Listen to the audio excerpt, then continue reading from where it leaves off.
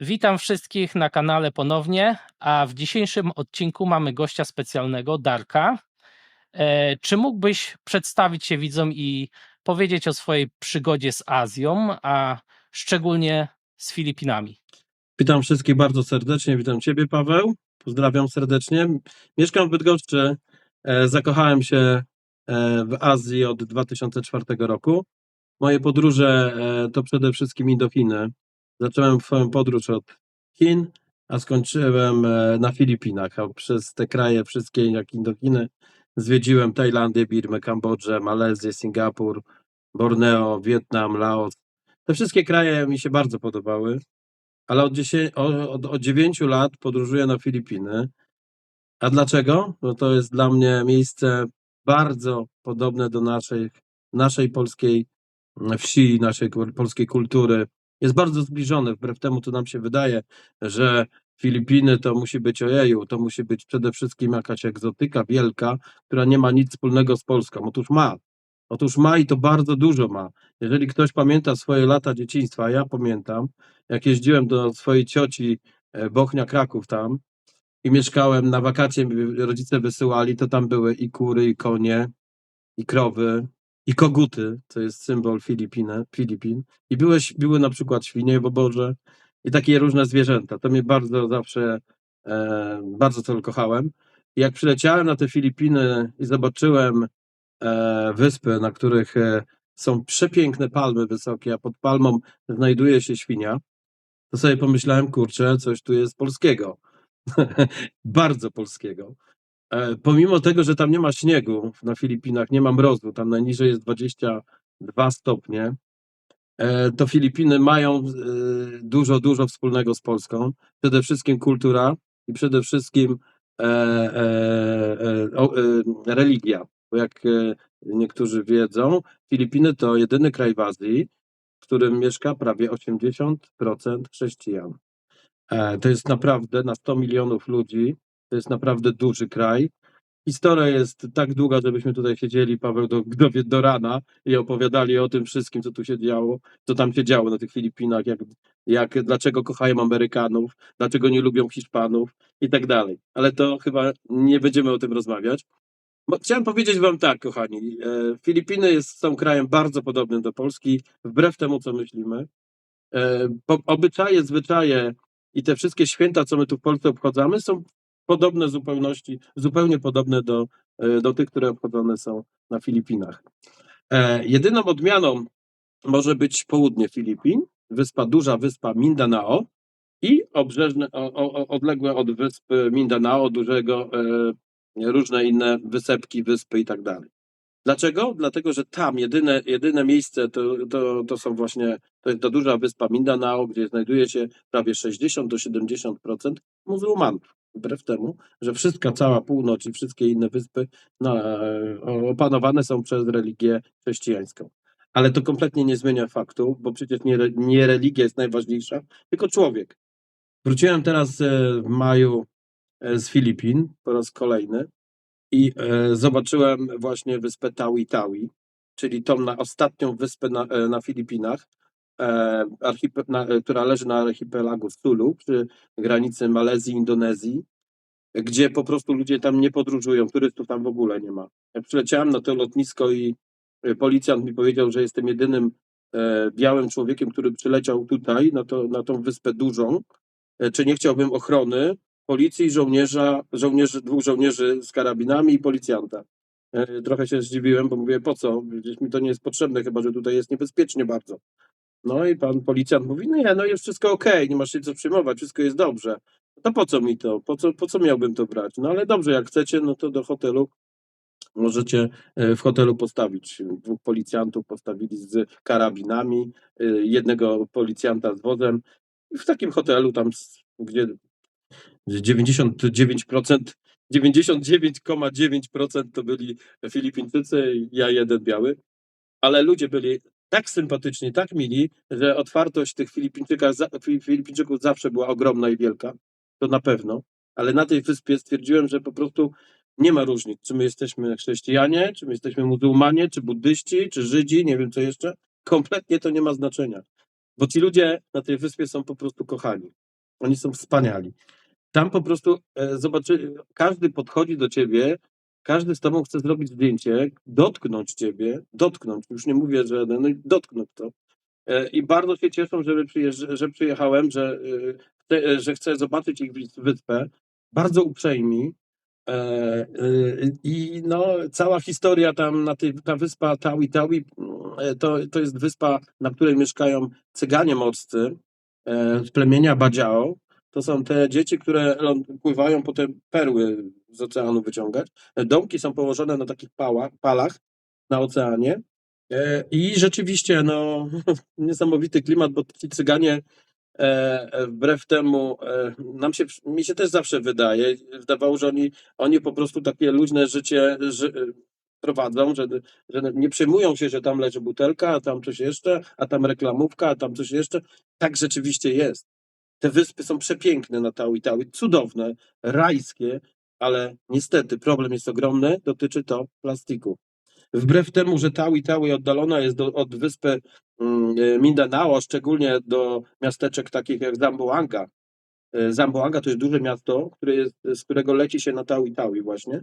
I wyobraź sobie, Paweł, że w tym Zamboanga i Davao i General Santos, mówię o południu Mindanao, te wszystkie miasta, w tych wszystkich miastach nie ma ani jednego papierosa na ulicy. Ani jednego papieru, ani jednego śmiecia, nic kompletnie. Jest tak czyściutko, bo jest kara, z tego co ja wiem, 10 000 peso za wyrzucenie papierosa. Nie wolno chodzić z papierosem po ulicy. Wbrew na przykład Manili, Cebu, Bohol i tych wyżej położonych miastach Filipin. Po prostu byłem w wielkim szoku, dlatego że no nie widziałem żadnego w tych miastach brudu. Nagle wsiadasz w samolot, lecisz godzinkę czasu, wylądujesz na tym Tawi Tawi i jesteś w szoku, bo po prostu to już jest inne miejsce, jakby to nie były Filipiny. Jakby to były jakieś Indie i to dalekie gdzieś tam po prostu brud, smród, ubóstwo, ale oni tak żyją. I ja się pytałem Masza, to jest taki przewodnik, który policjant mi przekazał tego gościa, żeby mi pomagał w podróży po całej wyspie. I ja pytałem się Masza, słuchaj, no jak to jest, że nie dbacie o to wszystko? Dzieci się bawią, przepiękna woda czysta w oceanie, a wy tutaj, kurczę, butelek tego pełno, dzieciaki się bawią w tych butelkach. A on mi mówi, no to jest, bo nie możecie zrobić, nie możecie wprowadzić takiego prawa, jak na przykład w Zamboanga, bo to niedaleko. O nie, my jesteśmy wolni. To jest ich podejście. My jesteśmy wolni, a więc możemy wrzucać papiery, możemy wyrzucać, nie wiem, plastiki gdziekolwiek, to jest ich. Oni są w domu u siebie. Oni nie chcą, żeby ich tam narzucać swoje prawa. I tu jest ten problem ogromny, który dotyczy właśnie tych takich wysp jak Tawi Tawi. Ale muszę powiedzieć, Paweł, że zaprowadził mnie Masz do różnych takich marketów i tak dalej na ulicach i pokazał mi jedną taką restaurację. No nie była restauracja, nie ma restauracji. To jest taki street food, ale można jeść na zewnątrz czy w środku. I pani sprzedawała kurczaki, bo tam wiadomo, no, wieprzowiny nie kupimy tam nigdzie, bo to nie wolno. No ale pani sprzedawała te kurczaki i się ucieszyła oczywiście, jak ja wszedłem do tego sklepiku, to cała jakby Tawi Tawi się zeszła. I ta pani mi pokazywała, że ona ma 3 pojemniki na śmieci. Na plastik, na papier i na coś jeszcze tam. Nie? I ona rzeczywiście przy jej sklepiku segregowane są śmieci, pomimo, że wszyscy lekceważą to, ale otworzyłem śmietnik, patrzę, o kurczę, są śmieci, są plastiki, jest papier, czyli ktoś coś już myśli. Myślę, że ta cała edukacja powinna zacząć w szkole. Sam jestem ciekaw, bo nie widziałem, jak teraz będę w grudniu w przyszłym roku, chciałbym zobaczyć, czy w szkole jest prowadzona ta edukacja właśnie dotycząca papierów i czystości i tak dalej. Obawiam się, że nie, ale może się mylę. Ja bym chciał się mylić, no, bo naprawdę wyspa ma tyle pięknych rzeczy tam i ludzie nie chcą podróżować nie tylko przez to, że twierdzą, że jest niebezpiecznie, nie tylko, że uważają ludzie, że to jest za daleko, nie tylko, że to są muzułmanie, a to może i właśnie przez to nie chcą podróżować. Wiesz, jaki jest stosunek Europejczyków dobry. Muszę tobie powiedzieć, że tam na Tawi Tawi jest chińskie molo, to się nazywa, chińskie molo, do którego przypływają statki z Indonezji, z Malezji i z Borneo. Te statki przypływają z towarami, różnymi towarami na świecie.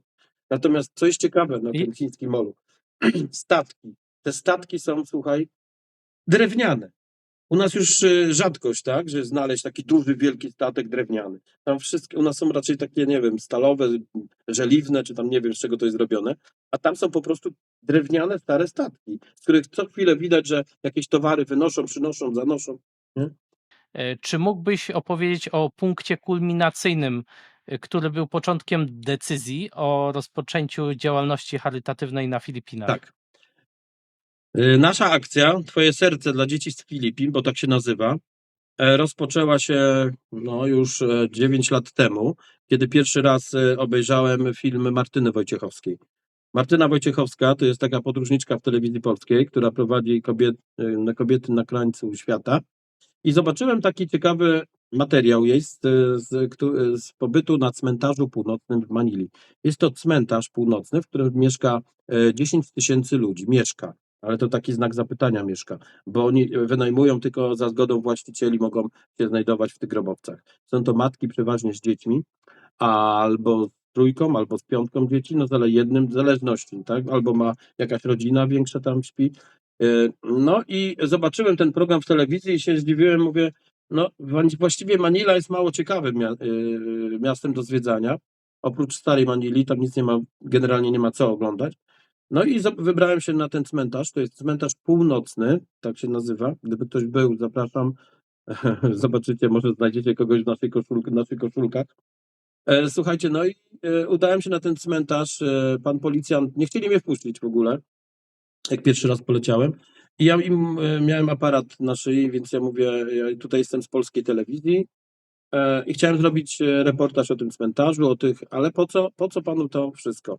A ja mówię, chciałbym zrobić taki reportaż z cmentarza, bo tutaj macie, nie powiedziałem, że ludzie mieszkają, żeby już takich tam nie odstraszyć. To powiedziałem, tu macie wszystkich prezydentów, bo rzeczywiście tak jest. Wszystkich prezydentów, którzy rządzili Filipinami i tam znane osobistości są pochowane. I rzeczywiście tak jest. No to pan poczeka, dobrze. Poszedłem z panem z ochrony, obok znajduje się posterunek policji, pan policjant przyszedł, no ja to samo zacząłem opowiadać na tamtego, że reportaż i tak dalej, no i pan policjant się śmieje, mówi, dobra, ty przyjechałeś tutaj, żeby popatrzeć, jak tutaj mieszkają. Ja mówię, nie, ja przyjechałem też zobaczyć, bo moja koleżanka Martyna Wojciechowska tutaj była. O, jak ten policjant bardzo się zdziwił, bo skojarzył sobie Martyna i już wiedział, o co chodzi. Widocznie, wiesz, jak taka ekipa TVN-u wjechała, to oni nie wjechali na jeden dzień. Oni tam byli miesiąc. Jak nie, przypuszczam, żeby zrobić to wszystko, nakręcić filmy i tak dalej, to nie jest takie proste wcale, więc on musiało tam co najmniej te 3 tygodnie być na 100%. A więc musiałem skojarzyć. No i także pan policjant dał mi takiego ochroniarza, który miał identyfikator, policjant oczywiście, no i oprowadzał mnie po tym cmentarzu. Trochę mi podpadało, bo on odprowadzał mnie po miejscach, gdzie mieszkają oczywiście ludzie, tak, mieszkają kobiety z dziećmi, ale mają tak w miarę wygodnie, bo dziecko ma pieluszki i ma pampersa i ma takie miejsce do góry, tam można było sobie budować, bo to są takie grobowce, jak nam się wydaje, że wchodzimy głęboko do ziemi. W Filipinach nic nie wykopiemy, w większości, bo to są skały, tak, tam nawet metra nie mają na Filipinach, no bo się nie da, bo to wiadomo, to są skały, większe to są skały. A więc budują takie ogrodzenia z krat, a w środku znajduje się grobowiec, trumna, dajmy na to trumna, która jest zalana betonem takim lastrykiem. No i tej trum może być 2 lub 3. Obok tych trumień znajduje się matka z 2 dzieci, tam ma coś do jedzenia, jakąś butlę gazową i tak dalej. To jest wszystko ogrodzone, a więc może tam spać. Ale tu akurat ten policjant mnie oprowadzał po tym miejscu, po takich bardzo dobrych miejscach, że tak powiem, dobrych w cudzysłowie, czyli czystych. Ja wiedziałem, że coś nie gra. Od razu wiedziałem, że coś mi tutaj nie pasuje mi to. Przyleciałem do Polski, zrobiłem pierwszą akcję dla dzieci. Zabrałem 23 plecaki, dwa plecaki po 23 kilo, same zabawki, kredki, gumki, tam wszystko, co mi dawali. 2 duże plecaki zatargałem na ten cmentarz i z taką pomocą takiego Filipińczyka, Franka, który tam mieszka, udaliśmy się na ten cmentarz z tym wszystkim. On musiał powiedzieć policji, że przyjechaliśmy z Polski, że chcemy dzieciom pomóc i tak dalej. Policjant wyraził zgodę, wyszliśmy na cmentarz, rozdajemy te wszystkie rzeczy. No i wcześniej oczywiście zobaczyłem w internecie, bo to nie żaden problem zobaczyć na YouTubie, czy gdzieś tam sobie sprawdzić, jak wygląda ten faktycznie ten cmentarz, tak? I rozdajemy te prezenty i dzieci ustawiły się przy takim dużym grobowcu prezydenta jakiegoś i Franek powiedział, że będą śpiewać piosenkę dla mnie. Ja byłem zaskoczony, bo one zaśpiewały piosenkę pod tytułem „Chcemy mieć swój dom”. Do dzisiaj mam ciarki, także pamiętam ten moment, jak one śpiewały, na YouTubie jeszcze też mam, i pokazują ten swój dom. Po prostu wtedy stwierdziłem, że im trzeba pomóc. No i tak się zaczęło właśnie to wszystko. Była to pomoc dla dzieci z cmentarza i była to pomoc dla dzieci z jakiejś szkoły. W związku z tym, że moją najpiękniejszą wyspą, gdzie się czuję jak w Polsce, jest wyspa Pamilakan, bo tak się nazywa, do której jestem zawsze, jak jestem na Filipinach. Tam jest taka szkoła i tej szkole zaczęliśmy pomagać. Pierwsza akcja to tej szkoły i pomoc dzieciom na cmentarzu. Druga akcja przeniosła się na wyspę Consolacion. Consolacion to jest malutka wyspa na Siargao. Siargao remontowaliśmy bibliotekę dla dzieci. Stary budynek, którą wyremontowaliśmy i zakupiliśmy różne rzeczy do szkoły, do szkoły przede wszystkim, co oni tam potrzebowali, takie przybory i tak dalej, ale oni przez rok czasu remontowali to, czyli dach, podłoga, to wszystko było remontowane. Z naszych i ich pieniędzy. To nie było tak, że my staramy się zawsze pomóc częściowo, czyli tak zwaną rzucić wędkę, a oni dają, niech robią. Tak? Nie, zawsze wychodzę z założenia, że nie możemy tak robić, że będziemy po prostu zbierać wszystko, jedziemy, oni na gotowe wszystko mają. Nie, tak nie. Tak? Nigdy tak nie było i nigdy tak nie będzie. Szczególnie teraz, kiedy wybudowaliśmy, potem była akcja, wybudowaliśmy stołówkę dla dzieci na wyspie Catanduanes. To była czwarta taka akcja. Wybudowaliśmy stołówkę dla dzieci. To się też udało dzięki wszystkim, którzy chcieli wziąć udział. To 1,5 roku, nie, 2 lata, bo to była pandemia wtedy. Stołówka stoi do dzisiaj murowana, elegancka. Dzieciaki mają i tam lekcje, i posiłki. Super, lodówkę kupiliśmy, krzesła, stoły, to wszystko opisałem na YouTubie, więc można sobie zobaczyć, jak to wszystko wyglądała, ta szkoła. No i kolejna akcja, czyli 5, to była akcja na tej samej wyspie, tylko 15 kilometrów od Puraram, miasteczka, nazywa się to miasteczko San Miguel i tam jest mała szkoła, której dyrekcja prosiła nas, abyśmy pomogli jej w budowie placu zabaw.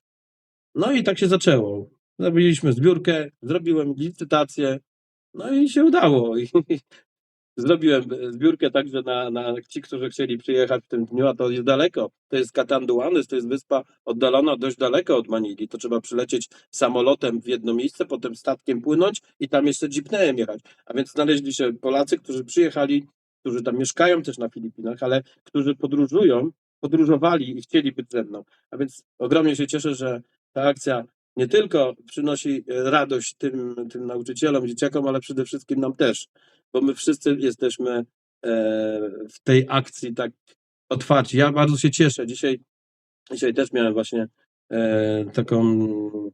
taką wizytę w radiu i też mnie właśnie pytali, czy jestem dumny z tego, co robimy. Oczywiście ja powiedziałem, nie ja jestem dumny, jesteśmy wszyscy dumni, bo się udaje, że się cieszę, że ludzie chcą pomagać pomimo tego wszystkiego, co tu się dzieje wkoło nas. Przecież trzeba pamiętać, że tutaj też przecież i powodzie są, i mamy różne sytuacje, także to też jest ja na przykład co roku biorę udział w szlachetnej paczce. Zbieram się z jakąś grupą i wtedy doczepiam się do tej grupy. To też jest szlachetna paczka, to jest naprawdę fajny temat, bo mamy wybraną rodzinę, której już wiem, że oni na nas czekają i potem po prostu możemy im pomóc. To też jest super sprawa.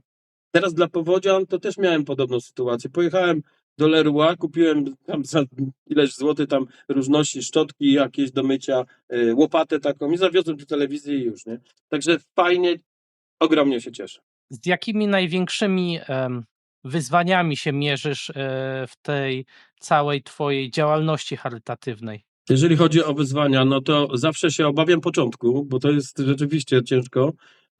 Prosić te proszenie się osób o kolejne wsparcie, tak? To nie jest wcale takie proste, bo proszę sobie wyobrazić, że to już jest 6. akcja, a są osoby, które pomagały mi przez pierwszą, przez drugą, trzecią, czwartą, piątą, no i teraz ich proszę. Słuchajcie, pomóżcie, jeżeli możecie, pomóżcie. Bierzcie udział w licytacjach, które są naprawdę fajne rzeczy. Różni znani podróżnicy mi wysyłają. Ja tutaj za mną różne rzeczy leżą w tej chwili także. No, ludzie wysyłają i to naprawdę bardzo znani podróżnicy. Czy nie tylko, czy osoby znane w telewizji, w radiu.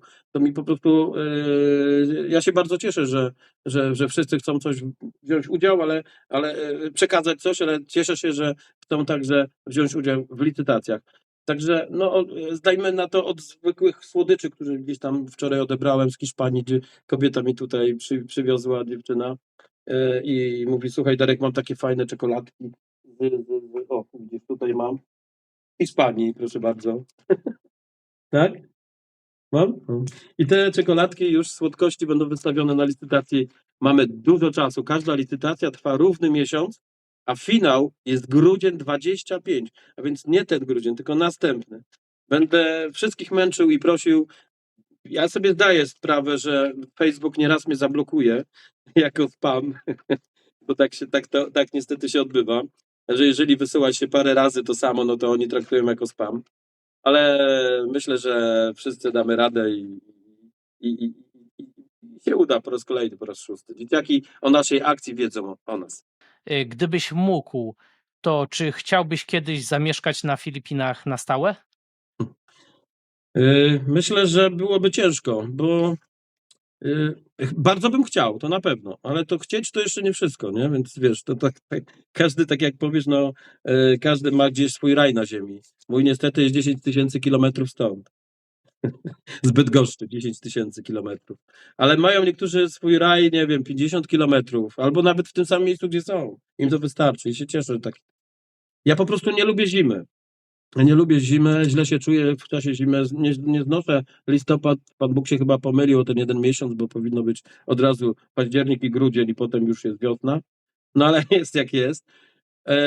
Jedno jest pewne. Jeżeli chcemy, taką ciekawostkę mogę powiedzieć, jeżeli chcemy mieszkać na Filipinach, to musimy mieć emeryturę minimum $1000, czyli jakieś 4000 zł.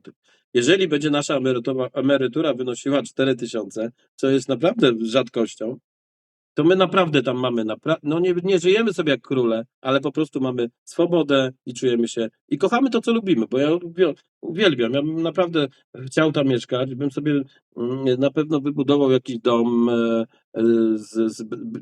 nie tak jak oni tam budują tektury, no bo to poflunie raz, dwa, prawda? Nie, to trzeba solidny domek zrobić taki, chociaż na 2 pokoje, ale żeby był murowany.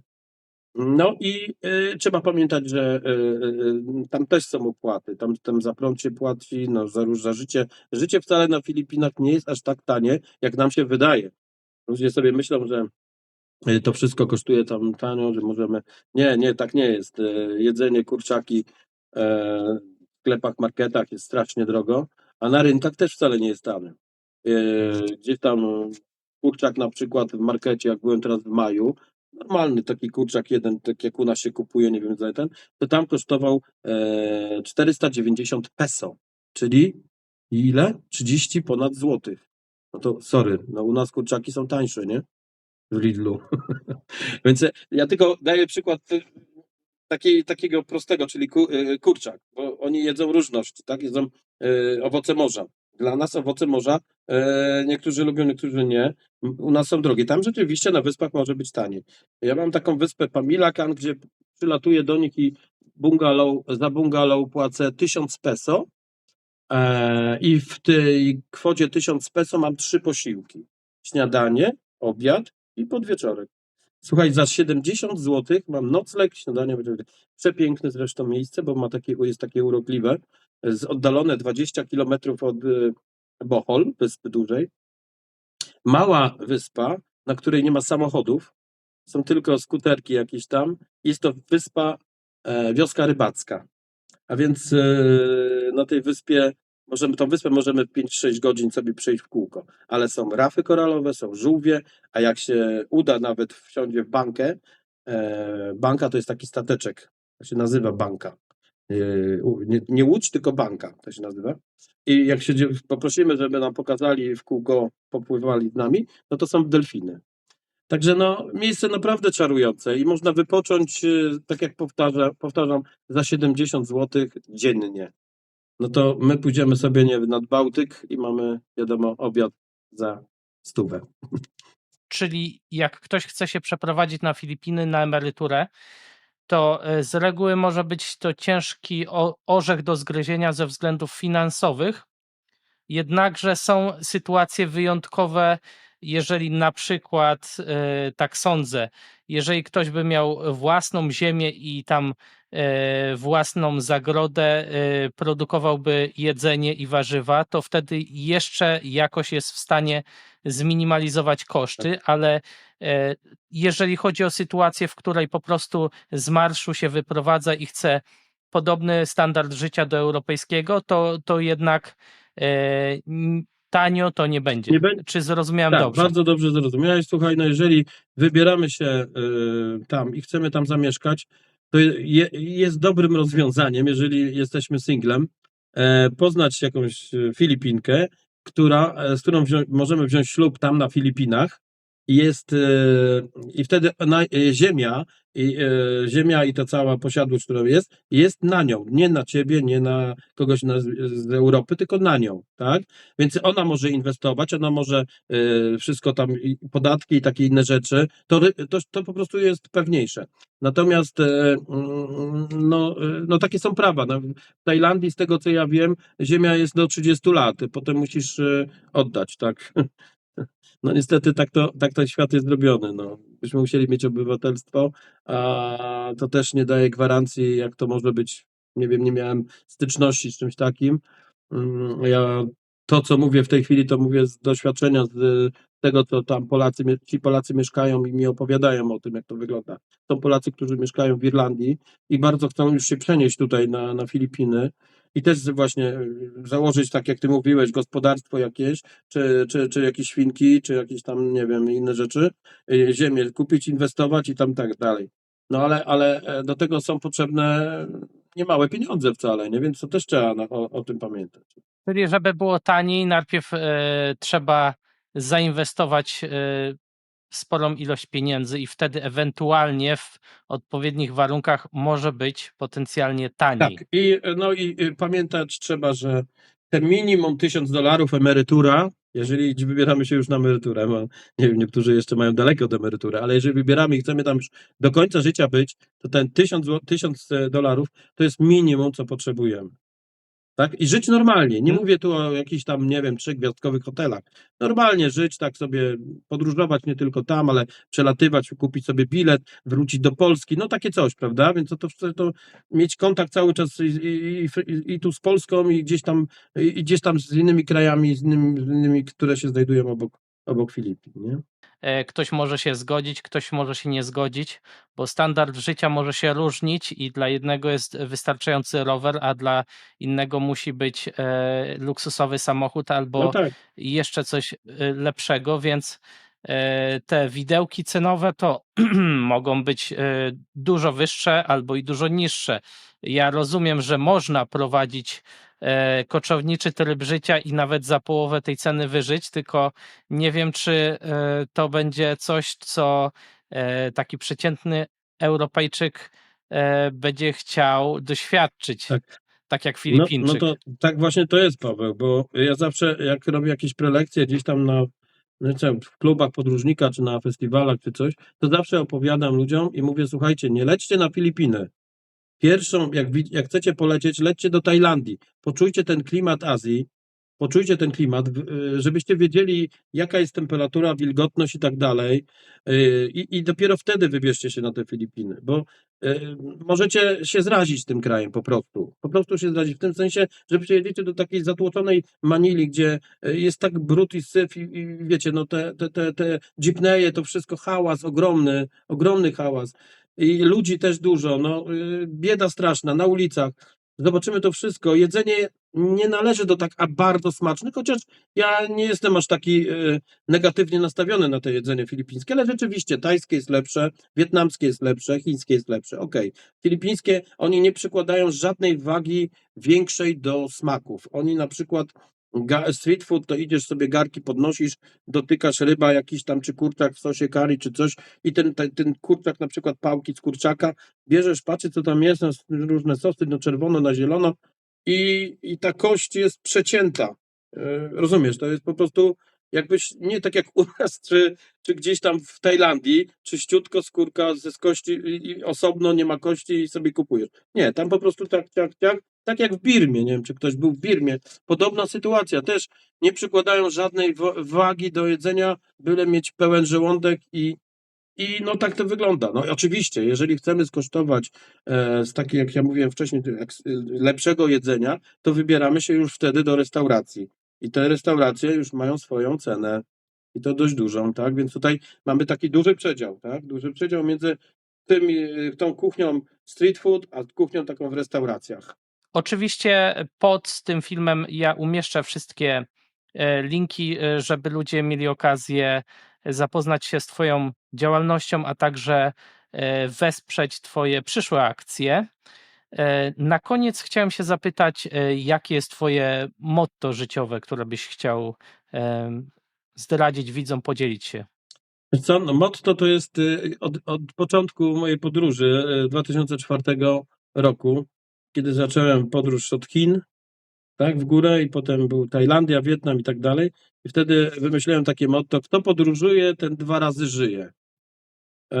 I to motto do dzisiaj jest ze mną na każdych podróżach właśnie związanych z Filipinami. Natomiast hasłem takim dotyczącym naszej akcji, to kiedyś mój kolega Rafał Kośnik, to jest podróżnik, który u nas w Bydgoszczy zdobył halika, wysłał mi książki na licytację, a wcześniej mi powiedział, Darek, rozmawiałem z nim przez telefon i tak dalej, powiedział mi takie słowa, że Darek, nie ma takiej biedy na świecie, aby nie podzielić się z inną biedą i nie wystarczy być najlepszym na świecie, trzeba być najlepszym dla świata. I tego się trzymajmy. I ty, Paweł, i ja. Dziękuję Ci bardzo za te pozytywne akcenty i wszystko to, co robisz dla społeczności filipińskiej. Ja zapraszam wszystkich jeszcze raz do odwiedzenia mediów społecznościowych i żeby po prostu wspierać akcję Dariusza na tyle, na ile możecie. Dziękuję Ci za ten czas spędzony z Ja nami. też bardzo dziękuję. Dziękuję wszystkim widzom za oglądanie i zapraszam do następnych odcinków. Do zobaczenia. Cześć. Cześć.